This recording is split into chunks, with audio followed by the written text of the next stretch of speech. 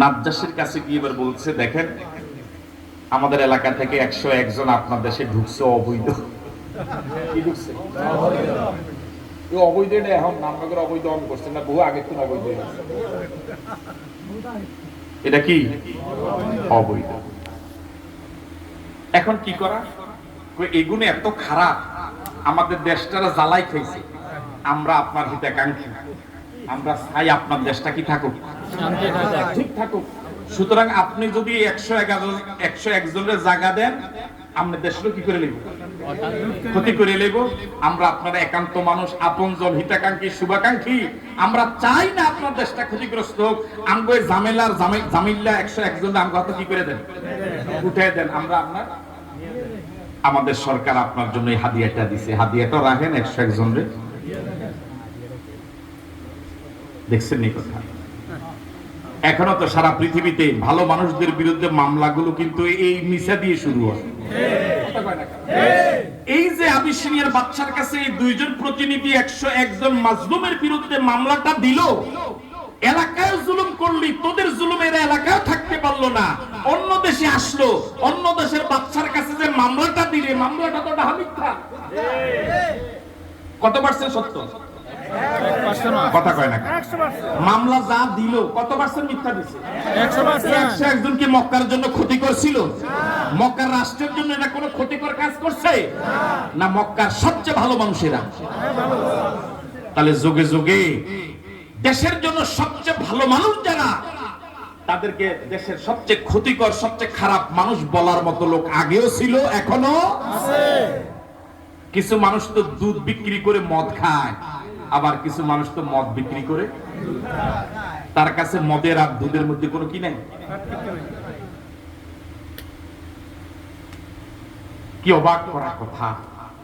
যারা 1 টাকার দুর্নীতি করে না, যারা দেশের বিরুদ্ধে কখনোই কোনো কথা বলে না, যারা দেশকে অন্যের হাতে, ভারতের হাতে তুলে দেওয়ার জন্য যারা তুলে দিতে চায় তাদের বিরুদ্ধে আন্দোলন করে, সংগ্রাম করে, ওরা হয়ে গেল দেশ বিরোধী।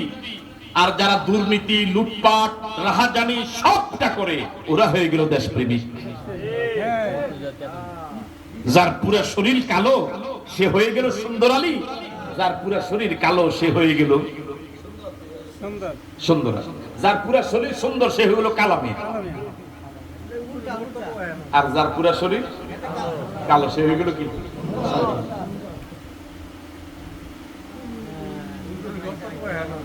আবিসিনিয়ার বাদশা এবার অভিযোগ শোনার পর একটা দেশ চালা কিছু মাথা তো আছে, উনি চিন্তা করলেন যে তোমরা যে অভিযোগটা দিলা, এক পক্ষে কথা শুনে তো আর কি দেওয়া যাবে না। ওরা আমার দেশের জন্য কি পরিমাণ ক্ষতি করে এটা তো আগে কি করা লাগবে। যদি সত্যিকারে ক্ষতি করো তোমরা কা বিচার করতে, আমি বিচার করি। হ্যাঁ, তারা তোমার দেশের জ্বালাই খাইছে, আমরা জ্বালাইতে আইছে। কথা কয় না? আমাদের দেশের গোবিন্দ প্রামাণিক খুব সুন্দর একটা কথা কইছে, হিন্দু মহাজোটের মহাসচিব, হিন্দু মহাজোটের ওই যে কালাটুহি মাতাদের দেখবেন আপনারা, সে এক সাক্ষাৎকার কইছে যে বাংলাদেশ তো যে মুরব্বী পালাইয়া ভারতে গেছে, ভারতের তারা তো এই মুরব্বীর জন্য খুব মায়া। কথা কয় না? হ্যাঁ, মায়া, খুব মায়া। তো ওই হিন্দু মহাজোটের মহাসচিব গোবিন্দ প্রামাণিক কি চমৎকার একটা কথা বললেন। উনি বলেছেন, আপনারা যেহেতু এই মুরব্বীকে এত মায়া করেন, এত মহাব্বত করেন, তো মুদিরে সরাইয়া আপনারা এই মুরব্বীরা আপনাকে মুদির চেয়ারে বসাইয়া দেন, তাহলে আপনাকে দেশটা ভালো চালাইতে পারিব, আমগো দেশটা ভালো চালাইতে পারিব।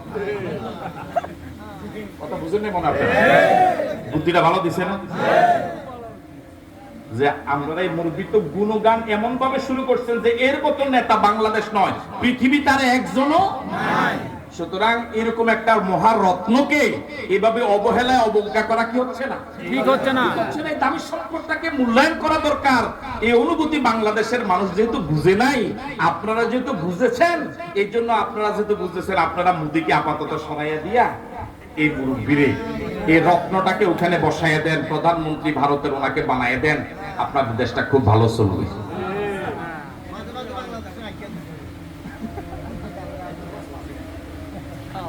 এক লোক নাকি দেশটারে খুব জ্বালাইতো, এলাকায় এরকম খারাপ মানুষদের ছিল, পাবলিকে তার জ্বালা অতিষ্ঠ, গ্রামের একজনও নাই যে যার ক্ষতি সে করেনি। সে মরে যাওয়ার আগে ওই পাবলিক জাগরে জ্বালাইছে, তাগর একটা বুদ্ধি দিছে, দেখ আমি তো মরেই যাবো, সারা জীবন তো করে কি দিলাম, কষ্ট দিলাম, জ্বালাইছি, আমার প্রতিতে তোদের কত কষ্ট, এই অনুভূতি আমার, এই বুঝ আমার আছে। তো তোরা যেহেতু আমার প্রতি খুব মনে কষ্ট, আমার জীবদ্দশা কিছু করতে পারিস নাই, আমি তো এখন মৃত্যু সজ্জায়, আমি মরে যাওয়ার পরে আমার পিছন দিয়ে একটা বাঁশ দিয়া ওই যে 3 রাস্তার মুখের মধ্যে কি করে দিস, টাঙ্গাই, বুঝলেন না কথা, তেমুয়া রাস্তা চিনেন, 3 রাস্তা। তো পাবলিকই তো সোজা সরল মনে যে তার জীবদ্দশা তারে কোনো কিছু করতে পারি না, মরার পরে তার লগে একটা খেলা খেলবে। এখন পাবলিক তো খুশি মনে তারে মোটামুটি বাঁশ একটা দিয়া তেমুয়া পথের মধ্যে এবার লটকাই দিচ্ছে। ওমা কিছু কত্তর পরে পুলিশে আর বেগুলো ধরে লইছে। এখন পাবলিকে এবার জেলে যাই কয়েকটি জীবিত থাকতেও জ্বালাইছে, মরার পরেও জ্বালা। মুরব্বী দেশে থাকতেও জ্বালাইছে, দেশ থেকে যাইও জ্বালা। কি অবাক করা কথা, জ্বালানি কি নাই, বন্ধ নাই।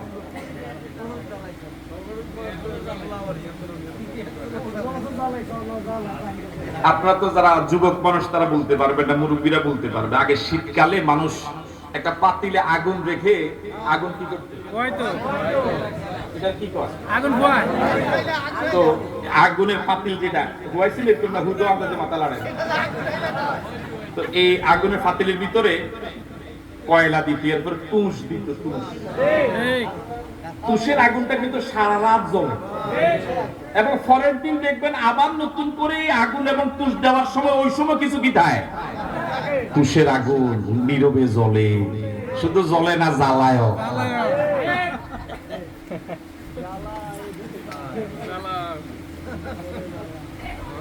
আমার ভাইয়া, উনি যদি এই দেশের যুবকদেরকে এভাবে নষ্ট না করতেন, এই দেশের যুবকরা তো খারাপ ছিল না, এই দেশের মানুষগুলো তো খারাপ ছিল না, এদেশের মানুষগুলো তো দেশপ্রেমিক ছিল, ভালো ছিল, এদেশের মানুষগুলো তো আযান শুনলে পরে মসজিদে দৌড়ায়, ওলামায়ে কেরামকে সম্মান করে, শ্রদ্ধা করে, ইজ্জত করে, কোরআন সুন্নাহ অনুযায়ী দেশ চলকের পক্ষে থাকে। এদেশের মানুষগুলো তো এত খারাপ ছিল না, আপনি এত খারাপ বানালেন এই দেশের মানুষদেরকে। আবিসিনিয়ার বাদশা এবার সাহাবায়ে কেরাম যে 101 জন তার দেশে আশ্রয় নিলেন, হিজরত করে গেলেন, তাদেরকে ডাকলেন। এবার সর্বপ্রথম যখন ডাক পড়লো বাদশার দরবারে, এতদিন কিন্তু ওনারা জানতেন না যে আমাদের আসার খবর বাদশা জানে। এবার যখন বাদশার দরবার থেকে খবর আসলো, এবার নিজের একটু ভয় পেয়ে গেল যে হয়তো এখনো বিপদে পড়বে, হয়তো বাদশা জেনে গেছে আমাদের অবস্থা, হয়তো কেন থাকা যাবে না, ভয় পেয়ে গেলে এবার নিজেদের ভিতরে একটু মুশাওয়ারা করলেন, পরামর্শ করলেন। 101 জন বাদশার দরবারে যে যাব, এখানে তো বাদশা অনেক বড় মাপের মানুষ, তার দরবারে কথা বলার তো একটা নিয়ম আছে, আন্দাজে কেউ কথা বললে তো আর হবে না, প্রশ্ন অনুযায়ী তো জবাব দেওয়া লাগবে। এই জন্য ওনারা পরামর্শ করে একজনকে দায়িত্বশীল বানালেন, নেতা বানালেন, তিনি হলেন জাফর ইবনে আবি তালিব রাদিয়াল্লাহু তাআলা। হযরত জাফর রাদিয়াল্লাহু তাআলা আনহুকে 101 জন নেতা বানালেন, দায়িত্বশীল বানালেন। ওনাকে দায়িত্ব দিলেন বাদশার দরবারে সব কথা আপনি বলবেন, বাদশা যত প্রশ্ন করে আপনি জবাব দিবেন, আপনি সব কথা বলবেন। জাফর ইবনে আবি তালিব দায়িত্ব পেয়ে সবাইকে নিয়ে গেলেন। বাদশা অনেকগুলো প্রশ্ন করেছেন, চমৎকার ভাবে জাফর জবাব দিলেন।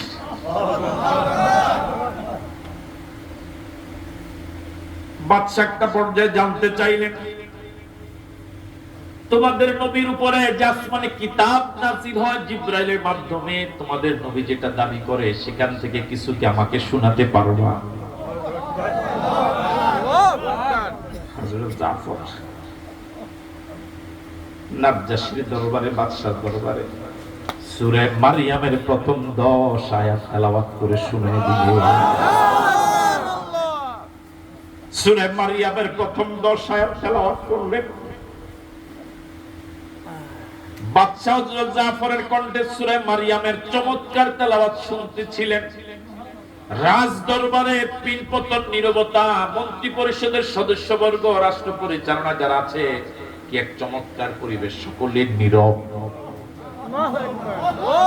ওই দুইজনও আছে। হযরত জাফরের কণ্ঠে সূরা মারইয়াম তেলাওয়াত শুনলেন, আর বাদশা দু চোখ দিয়ে শুধু পানি ছিল। বাদশার অন্তরে সূরা মারইয়ামের তেলাওয়াত এমন ভাবে প্রভাব বিস্তার করেছে, বাদশা ঘোষণা করলেন, যাদের ব্যাপারে তোমরা দুইজন অভিযোগ দিয়েছ, এদের মতো ভালো মানুষ আমার নজরে আর কোনোদিন পড়ে নাই। কার বিরুদ্ধে তোমরা অভিযোগ দেওয়ার জন্য আমার কাছে সাহস পেয়েছ? আবার আমার জন্য তোমরা কিছু উৎকোচ ঘুষও নিয়ে এসেছো, সাহস থেকে পেলে? সবার সামনে বাদশা ঘোষণা করলেন, এখন থেকে এই কয়েকজন, এই 101 জন আমার দেশের রাজ দরবারের রাজকীয় মেহমান। যার কেউ নাই তার কে আছে? যার কেউ নাই।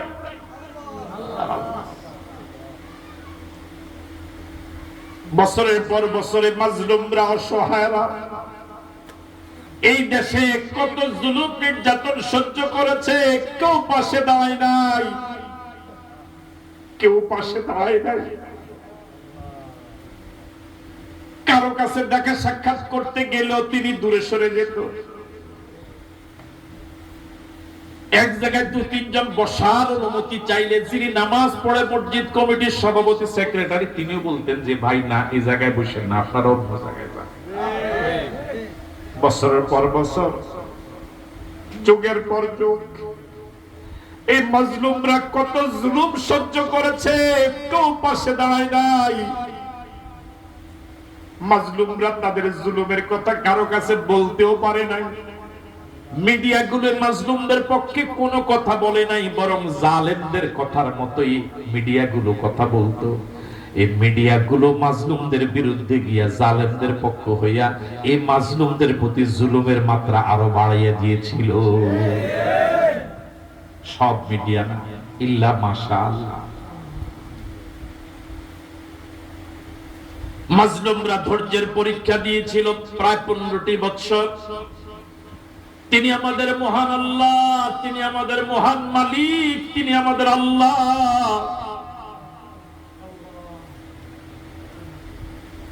ধৈর্যের পরীক্ষা মাজলুমরা কোনোদিন অধৈর্য হয় নাই, শত উস্কানির মোকাবেলায় অধৈর্য হয় নাই। সর্বশেষ চরম ভাবে উস্কানি দিয়েছিল, কিন্তু মাজলুমরা চরম ধৈর্যের পরিচয় দিয়েছে। আল্লাহ রাব্বুল আলামিন মাজলুমদেরকে এমন সাহায্য করলেন, এমন মদদ করলেন। আল্লাহ রাব্বুল আলামিন মাজলুমদের 15 বছরের চোখের পানির বিনিময়ে মাজলুমদেরকে আজ উন্মুক্ত বাতাসে নিঃশ্বাস নেওয়ার সুযোগ মালিক দিয়ে দিলেন। তিনি আমাদের আল্লাহ, তিনি আমাদের আল্লাহ, তিনি আমাদের আল্লাহ। ওই 101 জন মাজলুমকে মক্কার লোকের এলাকা জায়গা দেয় নাই, চরম জুলুম নির্যাতন করে দেশ থেকে চলে যাওয়ার জন্য বাধ্য করেছে। আবার ও দেশে যেন নিরাপদে থাকতে না পারে, সেখান থেকে এনে আবার এই জায়গায় আরো বেশি জুলুম করবে, জীবদ্দশা মেরে ফেলবে, এরকম পরিকল্পনা করেছে। তাদের সব পরিকল্পনাকে আল্লাহ ধূলিসাৎ করে, ব্যর্থ করে, ধ্বংস করে ওই মাজলুমদেরকে আবিসিনিয়া দেশে রাজকীয় মেহমান বানায় দিলে। সে আল্লাহ আছে না নাই?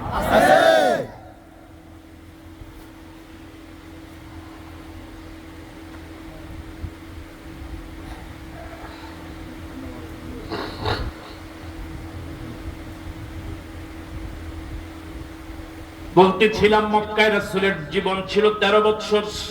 কোরআন মজিদ নাজিল হওয়ার পরে 13 বছরকে 4 ভাগ বলেছিলাম। প্রথমে 3 বছর, 1 2 3, এরপরে হলো 4 এবং 5, এরপরে তৃতীয় ভাগ হলো